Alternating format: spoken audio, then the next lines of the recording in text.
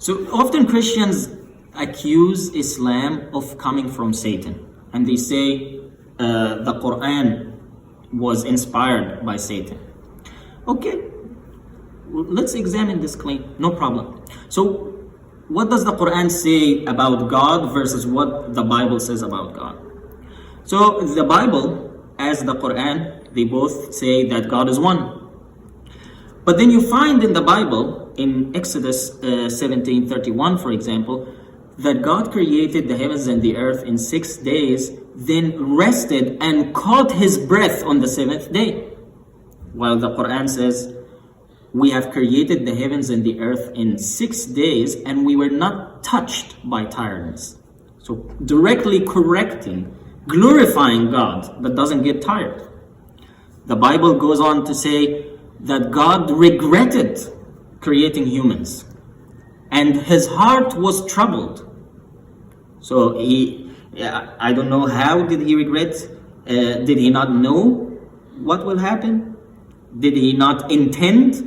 Was it out of his control? Well, the Quran emphasizes that God is all knowledgeable and that he knew from the beginning what humans will do. But he created them as a means of test. The Bible in the first or second page, when God tells Adam not to eat from the tree, he says, let's put a guard on the tree, because if he eats from it, they are going to become gods like us. That's what he says. So God in the Bible is afraid that Adam and his spouse will eat from the tree and become gods. While in the Quran, this story, this narrative is refuted, that God told them not to eat from a certain tree as a means of test, and that he already intended for them to be on earth. But that was a trial period for them to know what's a sin and a disobedience to God and its effects on them. But then from the beginning, they were intended to be on earth. Let's go to the prophets. So the prophets of God, the people that God chose to give a message. Moses, David, Abraham. Let's see what the Quran says about them and what the Bible says about them. In the Bible, you find that God orders Abraham to sacrifice his son Isaac. Now, Abraham takes Isaac to the mountain, tricks him, and then tries to sacrifice him by slaughtering him through tricking Isaac. In the Quran, God also orders Abraham to sacrifice through a dream, to sacrifice his son, and telling him to sacrifice his son Ismail, not Isaac. But he goes to his son and he says, I see this in my dream. What do you think? And then Ismail replies, oh my dad, do what you are ordered. And then they both do it out of righteousness to God. Nobody's tricked, because prophets of God do not lie.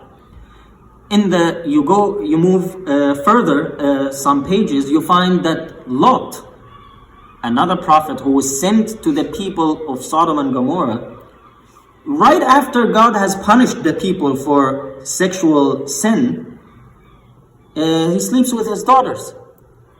With the first daughter the first day, and then the second daughter the next day. So how does that even make sense for a normal person, not a prophet of God who is receiving a message? How does that make sense? He just saw the punishment of the people for the sexual sin, and he does incest the next day twice. How does that make any sense? While in the Quran, there's no such thing. The narrative is clear. This is a messenger, a prophet, came to the people to warn them, and then they were punished, and he continued living a righteous life. You find David, another prophet of God, seeing a woman in the bath, and then he likes her, and then the woman is married, but he commits adultery with her, and then she gets pregnant. So in order for him to not get exposed, he sends her husband, who is a soldier, in the front lines so that he can he gets killed, and then he marries her. Like, on what earth, this is another level of evil. On what earth would that person bring any advice, let alone a message from God? How can you trust a message from God from a person committing these things? So now, on God, we see what the Bible says about God. On the prophets, we see what the Bible says about the prophets versus what the Quran said.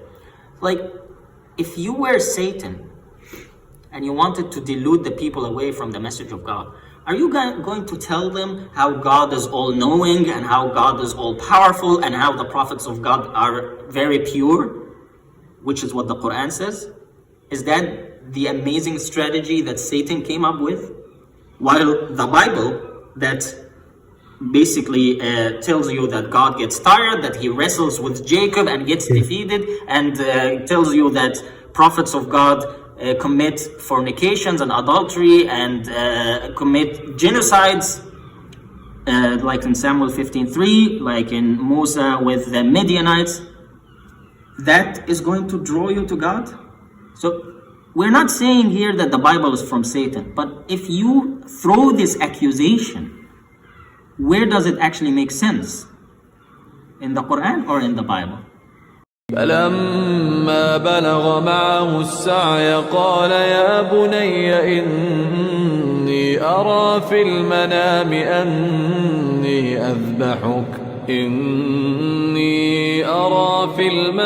أني أذبحك فانظر ماذا ترى قال يا أبت افعل ما تؤمر ستجدني إن شاء الله من الصابرين